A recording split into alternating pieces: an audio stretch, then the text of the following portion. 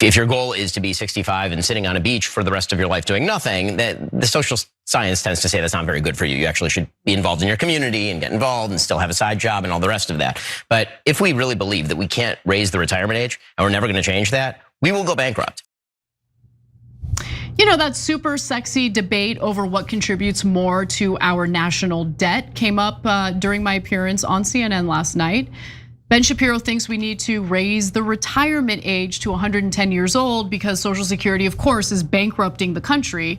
But I disagreed. I actually blamed a different reason for our growing US debt. I focused on military interventions, endless foreign aid, and involvement in conflicts abroad that, we spend a lot of money on and don't have pay-fors baked into. So I'll make my case a little better after we hear more from Ben Shapiro. Take a look. All the talk about cutting at the margins, whatever Doge is doing, that's not going to touch the real driver of the systemic debt in the United States. Women are living to 85 if you make it to 65. Men are living to 83 if you make it to 65. That's 20 years on the public dime. When you're talking about, hold on, when you're talking about the government paying, you're talking about Social Security, yes, which is people's money. Well, it is. Well, it is not the money you paid in. It's the system that they pay into. Well, no, you're every paycheck stub. Yes, but believe me, I pay a lot. I know, I pay into Social Security. I don't know about you. I promise you, the amount that people are taking out is not the amount that is going in, which is why we are going bankrupt. Okay.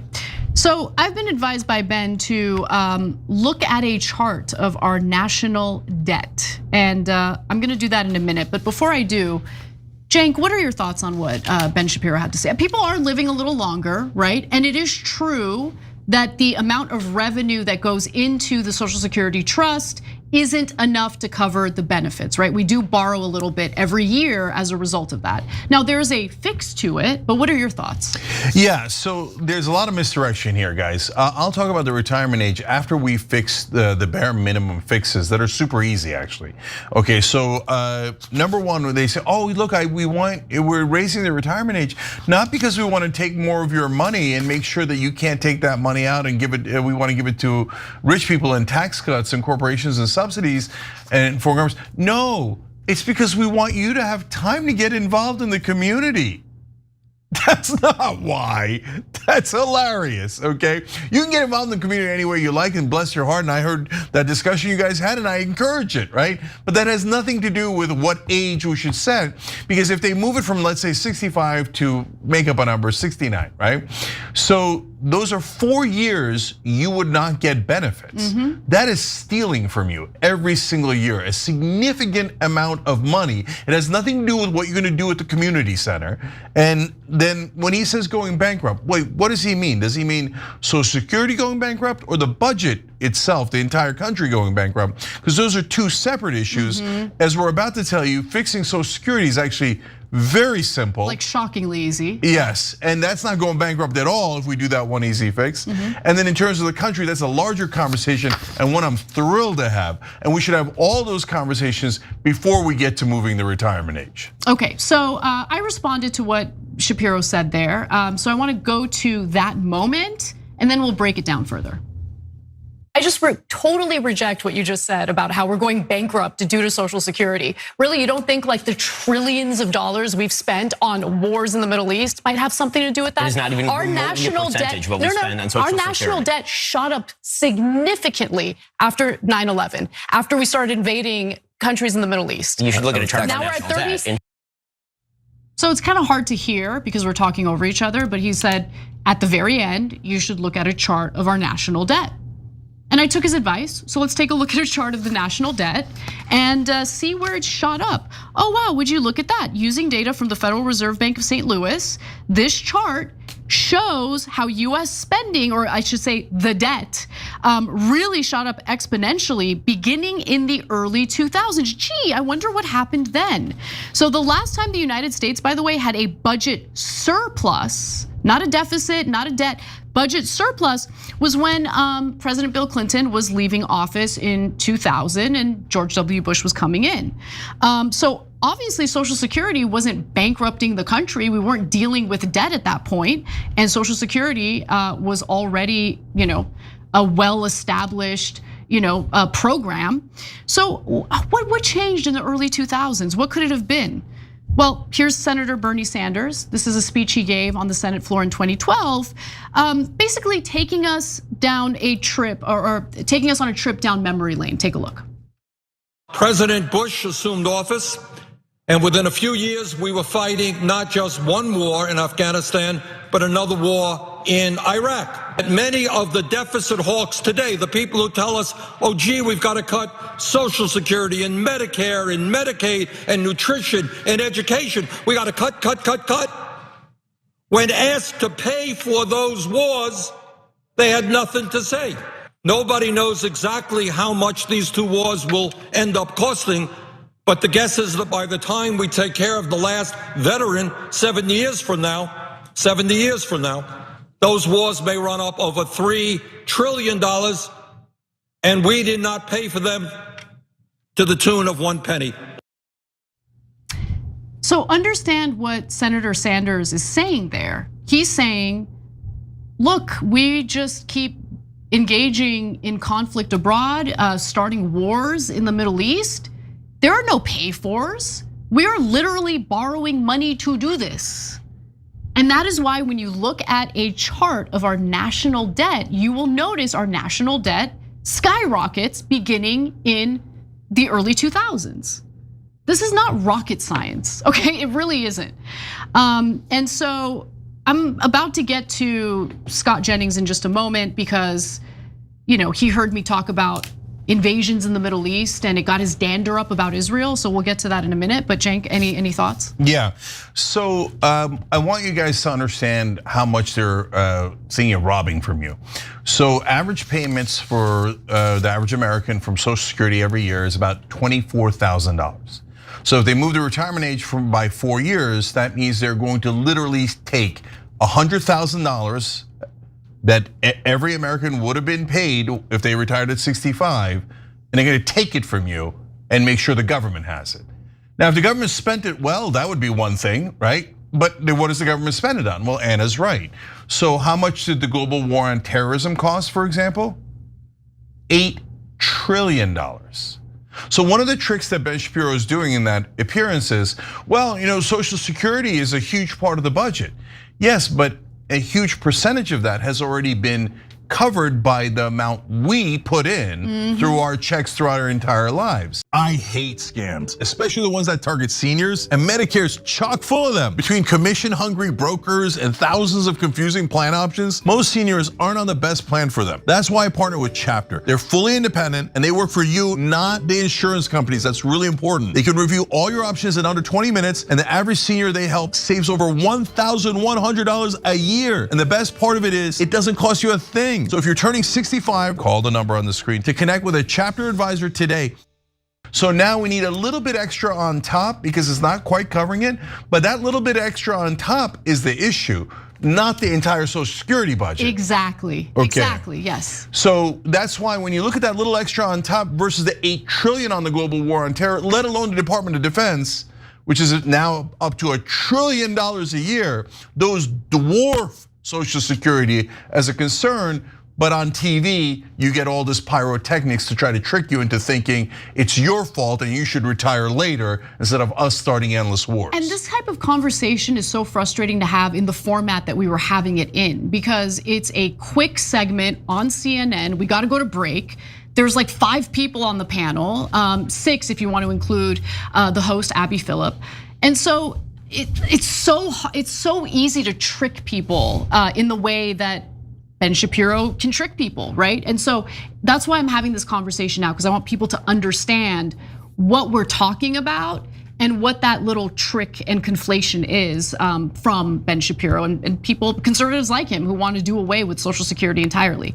So what also stood out to me was Scott Jennings immediately jumps in, because when it comes to our taxpayer dollars, obviously Israel is entitled to it, and how dare you bring up the Middle East? So let's take a look at how that exchange went down. honestly, these foreign conflicts have a lot more to do with our national debt as hell opposed they do to by the us numbers. That paying is just into untrue. the Social You Security think system. Israel is a bigger portion of our budget than Social Security, Medicare, I think we Medicaid? spend way too much money on just asking you, as a military mathematical aid numbers for foreign thing. countries. You think Absolutely. Israel is more Do than you Social think Security? that Social Security is more of an issue compared to how much money we just shell out for conflicts abroad? As a matter of The truth of the expenditures and matter is math, that yes. both entitlements and defense are a big issue. Okay, so I would prefer not to fund a genocide. So there's the moral issue with that, obviously. But I also have a problem with providing military aid to a country that had an economic surplus as recently as 2021. How do you justify that? Yeah, I want to get into more detail there. So another misdirection here. So Scott Jennings is trying to say like, oh, that $3.8 billion we give Israel every year is very small compared to the slice of the budget that's Social Security. Again, the overwhelming majority of the Social Security budget has already been paid for by you through all the taxes you paid. So that's misleading, number one. Number two, that's not the only thing with Israel. We also gave them $20 billion in the middle of the genocide. Overall, in inflation adjusted numbers, we've now given them $310 billion. That's point number one. Point number two is we had no business in Iraq. They did not attack us on 9/11. In fact, they were an enemy of Al Qaeda.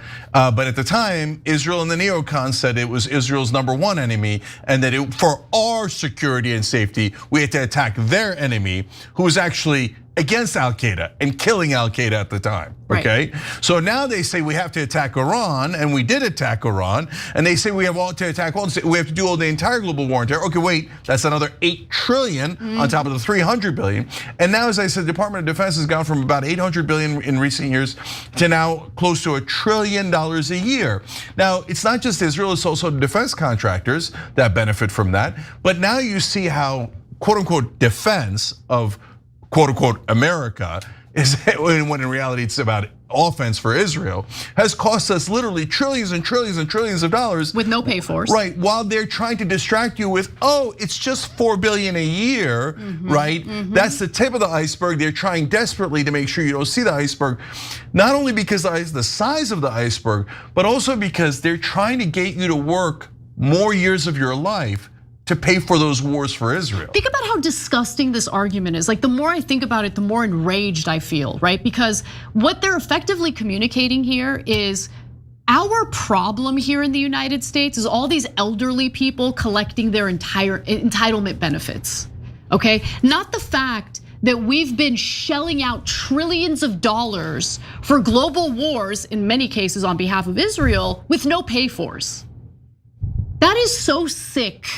It's so sick that like it's ingrained in the minds of these pundits on the right and some on the left as well, meaning the Democrats in positions of power. That like, no, I mean, our government shouldn't work on behalf of taking care of its constituents, of its people, of its citizens. Your resources shouldn't actually be used to enrich your life, to protect you in your old age, so you're not out on the streets with nothing. It's just, we should focus all of our energy on what are we getting out of those wars again? Absolutely nothing. Nothing that benefits you. So back to the mines, back to the assembly lines. You're not allowed to retire. We need more wars. And even if you say, look, guys, I don't know if Iraq was about Israel and Iran. I bought into, oh my God, it's so scary. They both have weapons of mass destruction, even though they both literally don't, right? And et cetera, et cetera. But I bought in. I love Israel and I want to defend. So you're gonna work and you're gonna make all the rest of us work 2 more years, 4 more years, et cetera, to pay for all those wars. Again, put aside Israel. What do we need the wars for? Why do we need to bomb a ship that coming out of Venezuela like we did the other day, starting up conflicts for no reason? Why are we talking about Taiwan and China and all these conflicts abroad? We need all these bases. So in the beginning, when Trump was talking about ending the wars and maybe pulling back some of our bases and bringing people home, that resonated. It did. And it helped him win in 2016. It definitely helped him win in 2024. He comes back in and all of a sudden we're talking about Department of War instead of Department of Defense. We're talking about, no, you need to work longer, because we haven't started enough wars. That's insane. None of these countries are about to attack us. It's all made up. And on top of that, guys, the last part of the misdirection is, so we promise you guys that, hey, what's the simple fix to Social Security? All you have to do is raise the cap. Yep. Right now it's at around $170,000. $176,100. Yeah, so at that point, you stop paying into Social Security. If we just raise the cap so everybody just pays into Social Security no matter what their income is. Let me rephrase that. So affluent Americans pay more of their income, right? Or the cap is lifted, so more of their income qualifies for Social Security taxes. Okay, these are the wealthiest people. I mean, most American workers are not making $176,000. Let's keep it real, right? So the vast majority of American workers have the entirety of their income taxed for Social Security.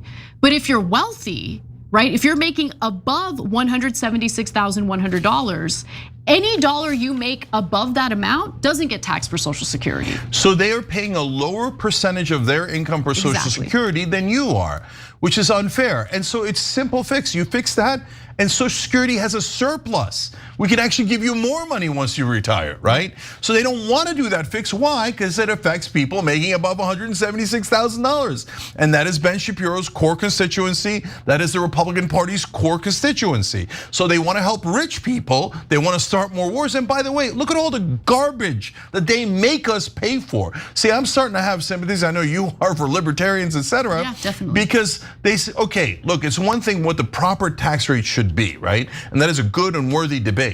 But it's another thing when whatever the tax rate is, 20, 40, 60, you take it and you don't give it to any of us. You don't help the American people build bridges, schools, etc. What you're doing is $35 billion a year in oil subsidies. Why? Boo. Why are we giving subsidies to the richest companies in the world?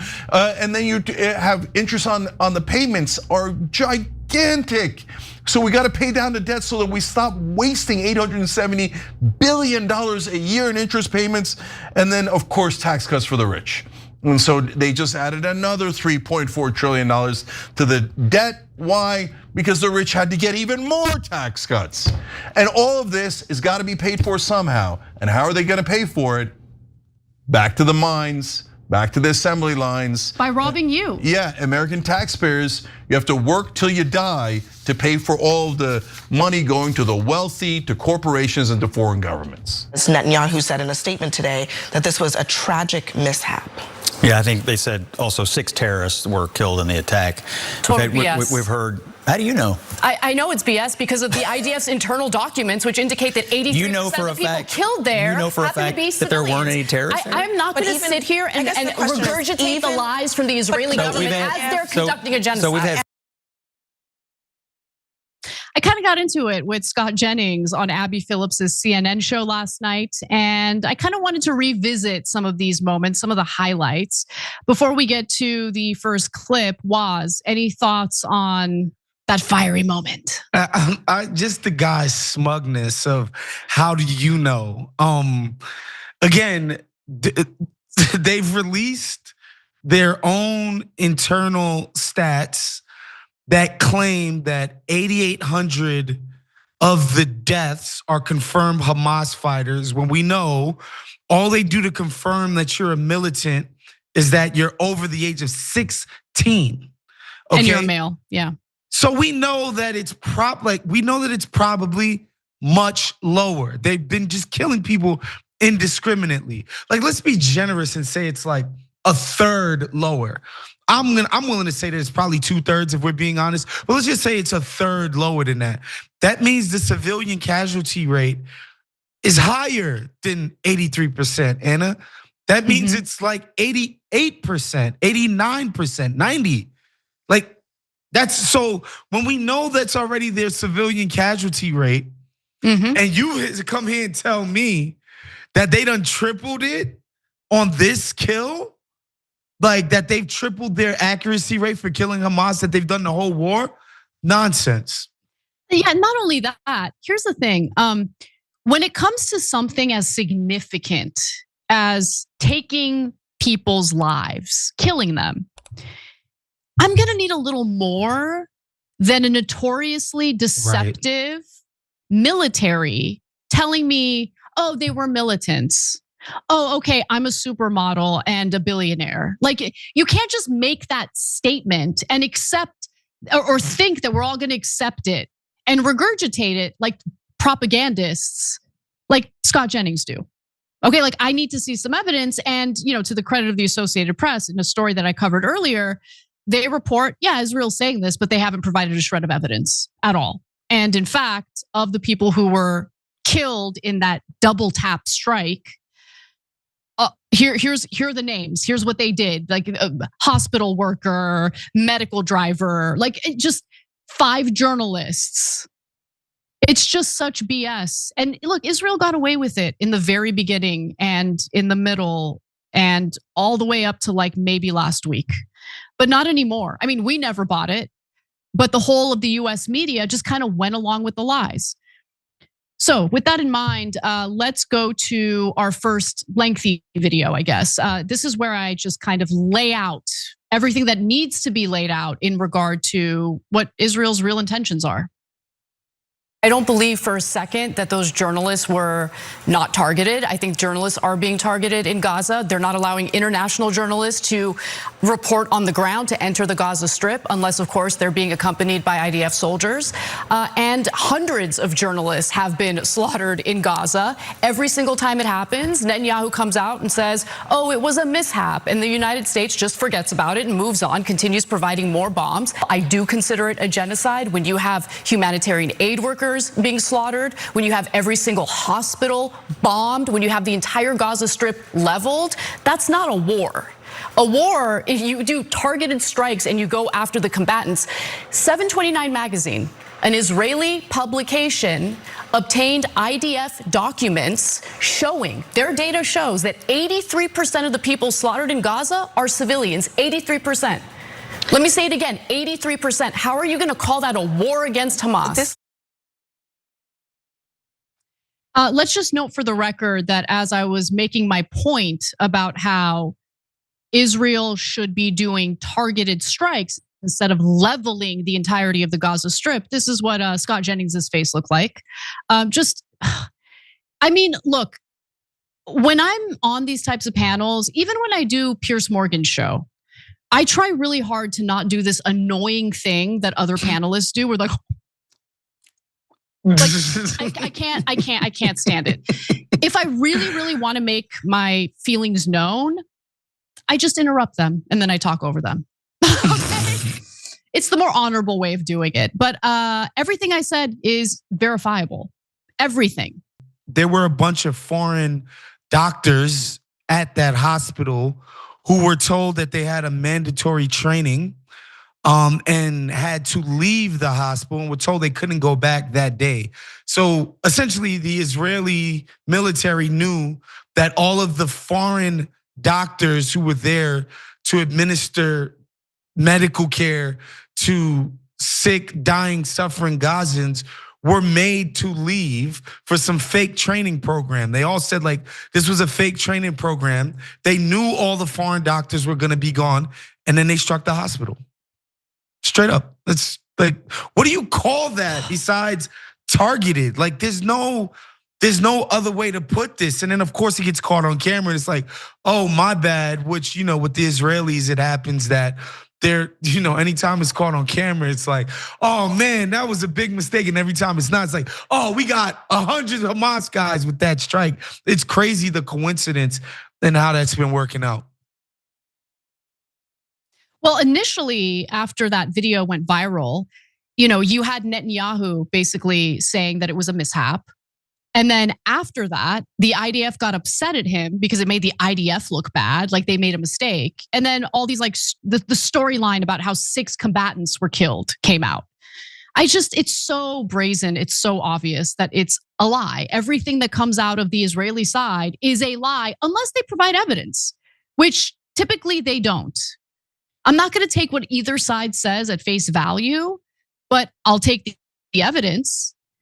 And with the Israeli side, they just feel they're above it. They don't need to provide evidence. We should just believe everything they say, take it at face value.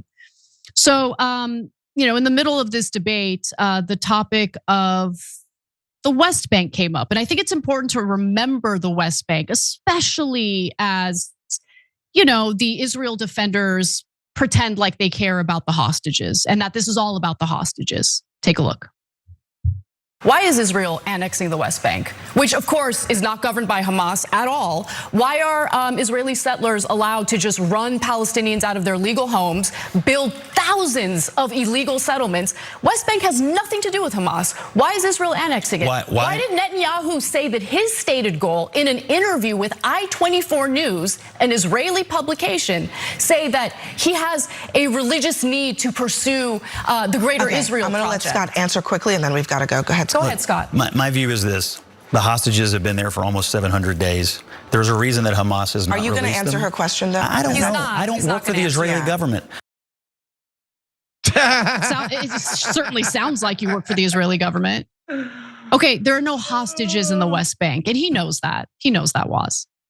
Again, they can't really defend anything that they're doing. I was talking to producer Taylor before I came on, and I was like, Zelensky can come up here and he can sell a narrative, right? Like he could be like, look, these guys invaded us. We need these weapons to defend ourselves. Like the Russian army was over there. Now they're over here. They're encroaching on our territory day by day, blah, blah. Like this is what we need. And it's like, all right, they can just make the case for the war that they're trying to prosecute on its face. The Israelis and their defenders, they just can't. All they can say is, but Hamas. They can't be like, well, Hamas is about to, they're this close to breaching this security perimeter, or, this many citizens are in danger because this thing that Hamas has, or they just got a new weapon, or there's nothing. It has nothing to do with the defense of the Israeli people or Israel as a sovereign nation. Like they don't make that case. It's just slaughter. Like that's it. There's nothing else there. It's just slaughter and, ethnic cleansing by any other name. Like it is what it is. Like they're trying to drive this population out. They're talking about sending them to places like Sudan, which by the way is in a civil war, a crazy war zone. So they want to send them to another meat grinder. It's just obvious. Like they push a bunch of people out of a town.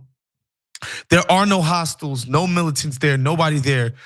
They demolition, dynamite, detonate with explosives, controlled explosives of schools and colleges and universities and hospitals and mosques and like what do you call that? Like that's not a war. You're not fighting against Hamas when you do that. Like you're just basically trying to erase these people. That's exactly right. And it's not just about the West Bank. It's not just about Gaza. They want to annex. Look into the Greater Israel Project, okay? It goes beyond, obviously, Green Line Israel. It goes beyond Gaza and the West Bank. There is a reason why you see Israel at this very moment annexing parts of Syria, taking full advantage of the fall of Bashar al-Assad. Okay, I just don't accept that the Israeli government gives a damn about the hostages. In fact, the family members of the hostages say out loud on a regular basis that their government doesn't care about the hostages. And that's what disgusts me about all of this. To what end? How many people will Netanyahu and the IDF slaughter in their quest to dominate the Middle East? And why are the American people forced to pay for their empire building through blood and treasure? I really need to know that. I need them to answer that question. I'm not interested in building their empire. Okay, 2 more videos real quick.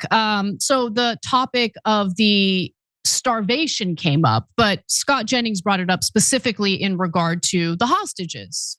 And I had a rebuttal. Let's take a look. When you block humanitarian in the Gaza Strip for 3 months straight, it not only impacts the Palestinians, which I know you couldn't care less about, but it also obviously is going to impact the hostages. They're going to starve to death as well. You're saying Israel is starving the hostages? I'm saying, yes, yeah. When you block humanitarian aid for 3 months, where do you think they're going to get the food from? Max, Israel. What a joke. Are you blaming Israel for something? Yeah, I am. He was shocked. I can't believe someone's blaming Israel for something. They've never done anything wrong, ever. Never. Are you kidding me? Israel? No, they couldn't. Israel commits war crime after war crime after war crime. They blocked humanitarian aid into the Gaza Strip for 3 months straight. What do you think happens to everyone in that territory, including the hostages? Is he stupid or is he just pretending to be stupid?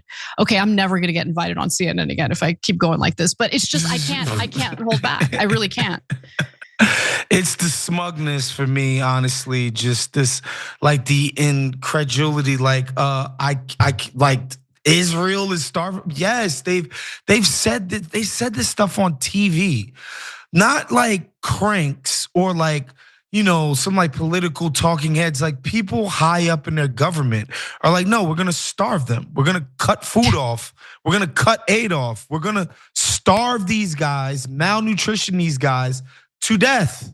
That's what, like they said this. These aren't idle threats. They've said this publicly and gone out and executed it. Absolutely. In fact, just yesterday, there was a video of a Likud party member. I don't know what her name is. She had terrible makeup, like, and then like super, super long straight hair. That's all I know about her.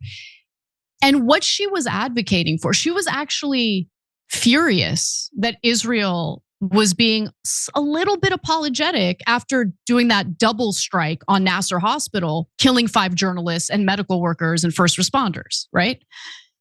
And she was like, how dare you? We should be proud of this. We want revenge. This is revenge and we shouldn't be ashamed of it. And it's like, wow, okay. And you know what? It's amazing because they say it out loud all the time. And yet the American people are supposed to believe their intentions are different. No, I'm gonna believe people when they tell me who they are and what they intend to do. And they are in fact doing what they say they're gonna do. Okay, final video. I'm not gonna lie, the reaction to this or the lack of reaction to this made me very depressed all last night, pretty much all of today. So I finally brought up what I find to be a gross injustice, and it has to do with an alleged Israeli pedophile. Take a look. The problem with Trump, though, is I think crime is the cover story. I think this is a power grab. And the reason why I say that is because look at the specific examples of crime that he allegedly wants to go after. I mean, just recently, his FBI did a sting operation in Las Vegas, and they managed to catch, through this sting operation, 8 separate pedophiles that were trying to have sex with minors, okay? One of those pedophiles is an Israeli government official who his government allowed to fly back to Israel after he had been charged in that sting operation for using technology to lure a minor for sex. And when it comes to the immigration issue, he loves to go after the undocumented immigrants, but not the employers employing the undocumented immigrants. You mentioned that Trump, you described it as a cover story, but I think it's also worth noting that Trump has been talking about doing this. So no comment on the fact that there was an Israeli government official trying to rape American children and we just let him go back to Israel? No. Okay, I just. There's been a blackout on that one though. That's been a concerted. You won't find that in the Post. You won't find that in the Times. You won't find it on MSNBC. You won't find it on CNN. You will not find that anywhere of the major news outlets. Like the people that have covered it have been places like TYT and places like Dropsite and like the Breaking Points, all the like sort of independent media, like Pod Bros, like those kind of people have covered it. The major news outlets have completely been like, we're not touching that. It makes Israel look terrible. It makes our government look complicit in it. It's like, it's crazy. But because they are complicit in it. So let's just be clear. This is why I say we can't think of the government as an entity that protects the people. We have to think of ourselves as individuals who protect ourselves from the government, literally at this point. So the big message here, and F you, by the way, to all the corporate media that has provided cover for a disgusting pedophile. The big message to the American people by our government, by our corporate media, is that Israeli government officials are free to come here, do sex tourism and victimize minors, and then they get to go home and never have to worry about facing prosecution for their disgusting, loathsome crimes. And yeah, it does make Israel look bad. Israel loves to harbor pedophiles. CBS, by the way, in 2020 actually did a big expose on that. Convicted American pedophiles flee to Israel. In some cases, just charged. They haven't even been prosecuted yet. In some cases, they don't even have to be Jewish. They'll convert. And then they find a safe haven in Israel. First of all, what kind of country do you want to be, Israel? Seriously, what kind of country do you want to be? All right, fine. You want to slaughter the Muslims. I find that disgusting. But let's put that aside for a second. Really, you want to be a magnet for pedophiles? That's our greatest ally? No, thank you. I would love for them to release the files. I am not at all in Trump's base. However, I care deeply about it because I'm not gonna buy this argument that like these young girls were raped by what? By what? Did they rape themselves? No, they got raped by people who are in powerful positions. And I want to know how many of those individuals are currently serving in our government in some role or the other. American awake for 18 hours a day. How many minutes do you think they spend worrying about this stuff? Maybe they were raped, maybe they weren't. This is not what American families give a damn about. Last night, Anna went on CNN Newsnight, where she discussed the Epstein files. But as you just saw, her fellow panelist, Kevin O'Leary, Mr. Wonderful, as he's known, was not as concerned about how Epstein and almost certainly others abused young girls. Here's more of Kevin O'Leary and Anna debating the issue. Nobody gives a damn about Epstein because he's still dead, okay? He's still dead. No one gives a damn. No, people give a damn. What they care about, look at the American economy right now. A lot of people had a lot of mistrust on the tariff issue. Economy's on fire. The average person at the kitchen table is not worrying about Epstein. Don't give a damn. They want to provide for their family, and they are. The Epstein client list that's going to take down all of your Democratic enemies. Bring it. Yeah, well, yes, bring it. Donald, please. Donald, nobody gives a poop. You don't give a poop, okay? The Other polling people do, indicates. including people like me who want justice. And I want to know how many of those people are in our government. I don't know about poop about this. There's more to life than the American economy. There's justice and the fact that we might have pedophiles serving in our government right now. Oh my goodness, that's horrible. Yeah. I'm just saying, what people care about is how to feed their families and how the economy grows and take care of their futures. This stuff is poop on a stick. Nobody gives. I gotta stop. Now, Cenk, I want to bring you in here. We have more, but what do you make of these clips? This idea that nobody cares and that they're only worried about the economy. There's some truth to that, but I think there's more to it. Yeah. It's not hard to figure out that you can care about both things. So for example, I care a lot about the economy, and I think that the average American is getting screwed. I think we should have higher minimum wage, we should have lower drug prices, etc. Does that mean my brain is too small to fit Gaza into it? No, I could also want justice for the Palestinians. Wow, look at that, I did two things at the same time and my brain didn't break, okay? So it's weird how much Kevin O'Leary doesn't want to talk about the Epstein files. So as I was watching that live, I thought, he's super dismissive. I don't think Anna's gonna let him get away with that, right? And then Anna jumps in and starts saying what you guys just heard there. And as she was going and going, I thought, she's gonna provoke him into saying something crazier, and she did. That's when he said the first thing that we showed you guys, maybe they were raped, maybe they weren't. Maybe they weren't? That's a new one. I mean, because Trump said maybe the files don't exist and the clients don't exist, but no one's ever said the girls weren't raped. Like everyone concedes they were until now. And because it turns out Kevin O'Leary thinks it's poop on a stick. Oh, I don't even know what that means. And then there's a couple more things here, and we'll get to all the arguments, Jordan, as we watch more of it. But I'll say one more thing for now. When he said in that clip, she says, those pedophiles rape those people and might be in our government now, or at least the people protecting them, right? And he said, Oh my goodness, that's terrible. Wait, you don't think that's terrible? You think like he's being sarcastic? Like, is that no big deal that we're covering up for pedophiles? And that seems like that's his main argument. Oh, hundreds of girls, underage girls were raped. Who cares who raped them? No one, he said it a million times. No one cares. It's not a big deal. If they're in the government, also not a big deal. If it's being covered up, well, you know what? Maybe we should cover it up more. Maybe they were raped, maybe they weren't even raped. Maybe they don't even exist. I don't know what conspiracy theory Kevin O'Leary is cooking up. But look, to me, Jordan, as I look at that, this is why you need people like us on cable news. Because otherwise, all this stuff just doesn't get challenged nearly well enough.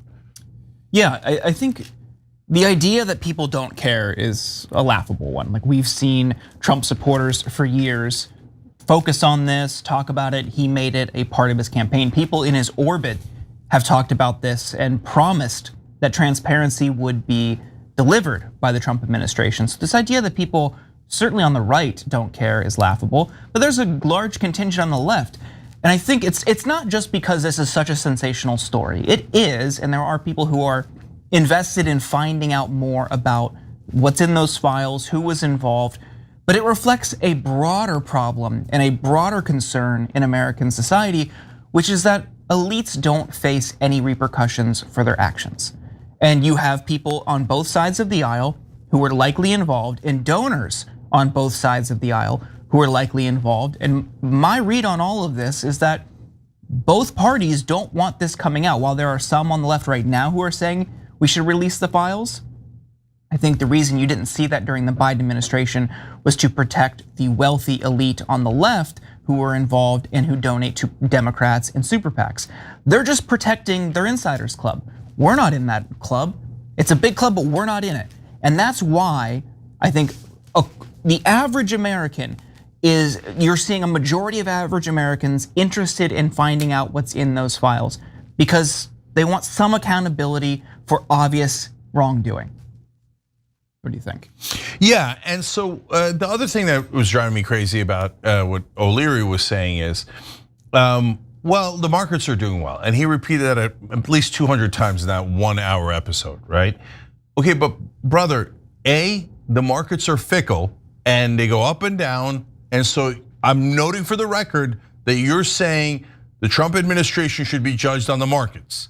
Because later when they turn down, I don't want you saying, oh, it's no big deal, it's no big deal, it's okay, it happens. No. This is the same thing when, Biden's got high gas prices. Oh, goddamn, president has high gas prices. Trump comes in, gas prices go up. They're like, it's no big deal, it's no big deal. Okay, so yeah, I got it. You're a weirdo partisan.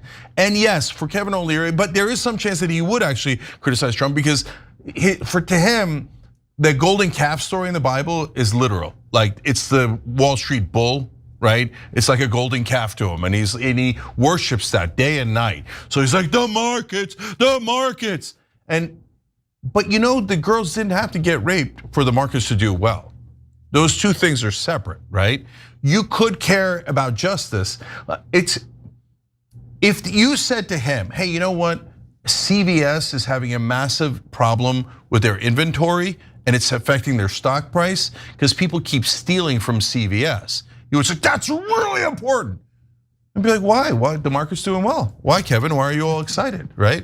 Imagine somebody did corporate espionage and stole a whole bunch of money from one of his beloved corporations. You'd be like, oh, it's outrageous. Why, Kevin? What's the big deal? The markets are doing well. Why don't we let all the prisoners go? Markets are doing well, so let's just have no justice at all. And you know what? So you don't want to arrest these pedophiles. You said it was no big deal, right? Should we let the other pedophiles go? Do you think the market is connected to that? Is the market talking to you now, Kevin? Okay, is it in the room with us? Okay, I get it, you're obsessed with the markets, but not everything is about that, and we could actually have justice here. And the idea, and this is the overall larger point, Jordan, is the media pretending that the American people don't care, and that what the government is saying is normal. No, it is not normal to say that no one raped those girls. That is not normal, that's a conspiracy theory. In fact, this is what breaks my head, my mind. Like, guys, the mainstream media is telling you that anyone outside of Epstein and Maxwell being involved is a conspiracy theory. So I want to ask every single mainstream media reporter and anchor, did Epstein and Maxwell rape all of those girls? They were the only clients, they were the only ones who did it. Or do you think there are other people?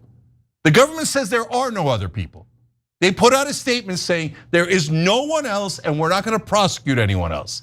So which one is the conspiracy theory? That there was no one else or that there were other clients, other powerful clients? If you say that the conspiracy theory was that there were other clients, the government must be telling the truth that there were no other clients. Well, then you're not a reporter. You're just not. Like, go into a different line of business. Because if the government tells you you're from the planet Uranus and you write down, I am from Uranus, you're not a reporter, you're a moron.